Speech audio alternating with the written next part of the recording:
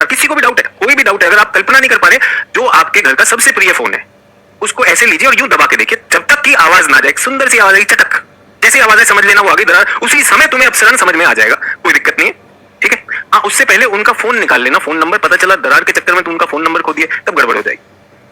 भाई दबाव पड़ रहा है बच्चे, दबाव पड़ रहा है जब इसको खींच रहे। अभी थोड़ी देर पहले बेंच का उदाहरण दिए थे, बेंच पे बच्चा बैठा, बेंच खींच लीजिएगा तो बीच में गिर जाएगा, तब ध्यान नहीं दिए, तब सोचे मास्टर जी पढ़ा नहीं रहे। कुछ लोगों को तो यही चिंता है कि मास्टर जी बीच में पढ़ाई के अलावा कुछ बता रहे हैं, ये भी सही है।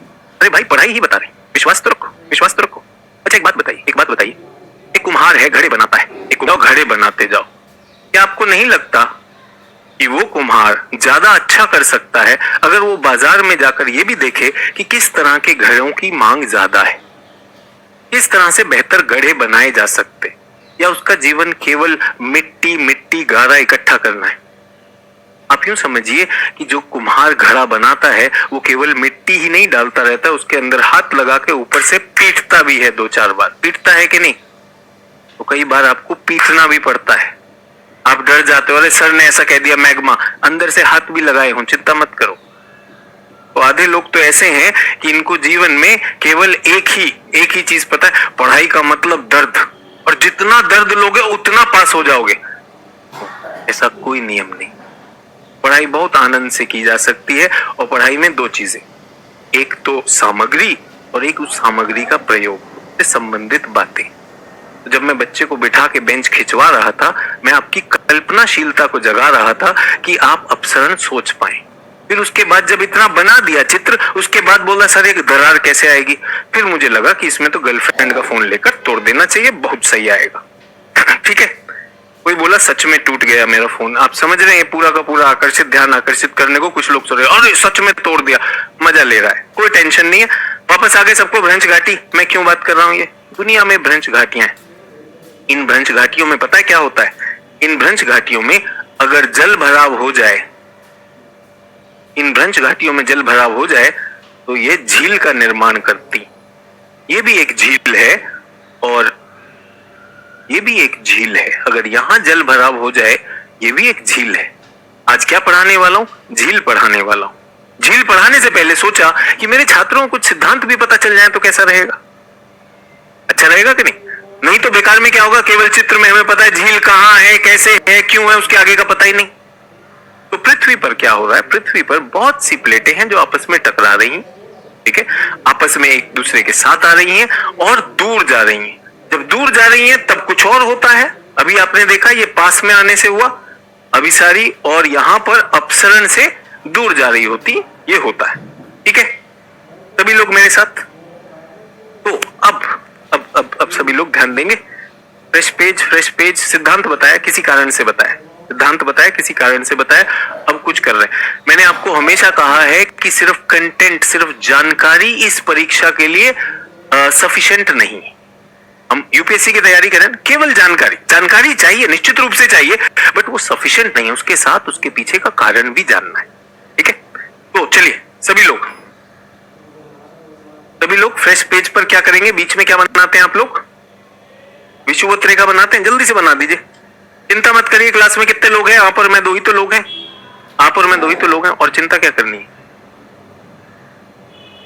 बाकी की चिंता मत करिए, किसका फोन बना, किसका टूटा, ये सब जय माता दी पे छोड़ दो, ठीक है।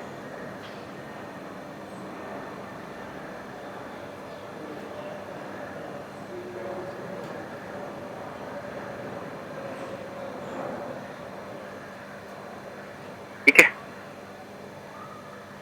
मुझे आप सबसे एक प्रश्न पूछना है, ये 1 नंबर क्या जलाशय है, 1 नंबर क्या जलाशय, जल्दी से बताइए, 1 नंबर क्या जलाशय, मेक्सिको की खाड़ी।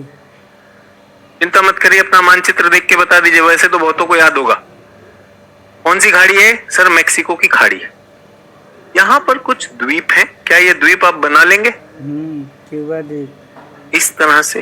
ये 2 नंबर क्या जलाशय है, 1 और 2 नंबर का जलाशय बता दीजिए मुझे, अपने चित्र में उसका नाम भी लिख दीजिए।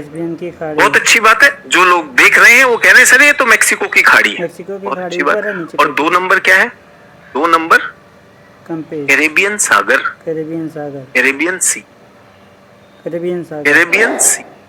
इन्हीं कैरेबियन सी से इन द्वीपों का नाम पड़ा, कौन से द्वीप कहलाते हैं? कैरेबियाई द्वीप।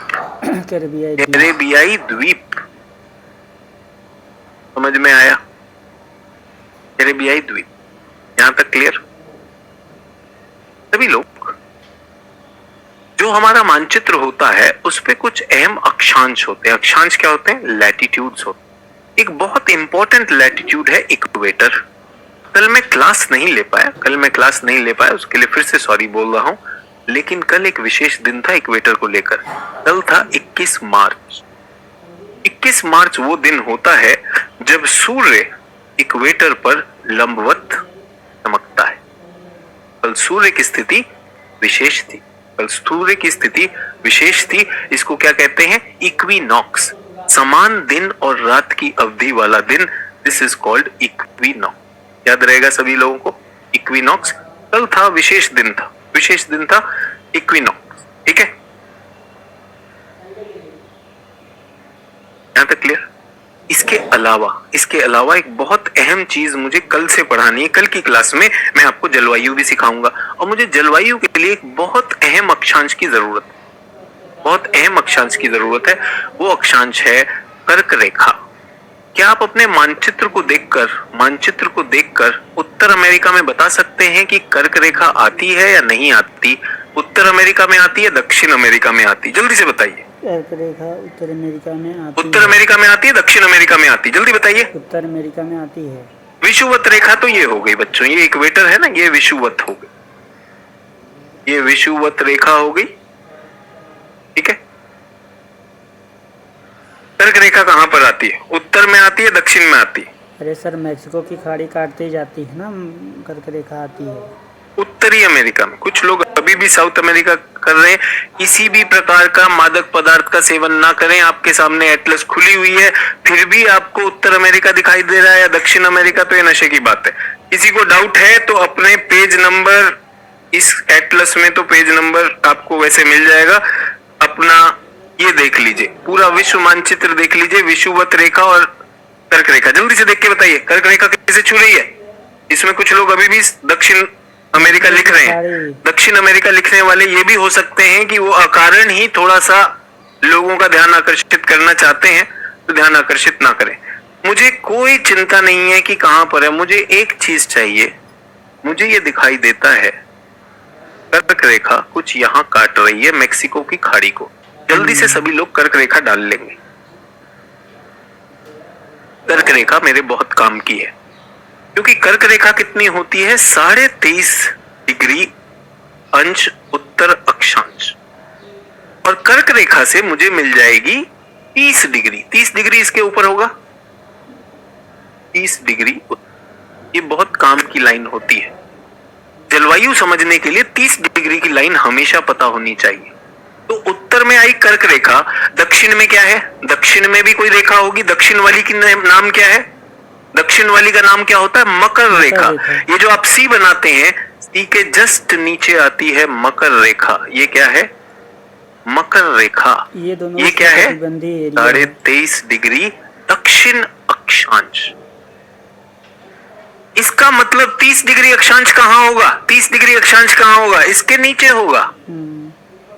0 30 0 30। सभी लोगों ने बना लिया। टेस्ट होना है आखिर में, बहुत अहम लाइन है। आज आप सबके पास एक होमवर्क भी है, आप सभी के पास एक गृह कार्य भी है। सोच के आना है, इंटरनेट देखिए, जो करना है करिए।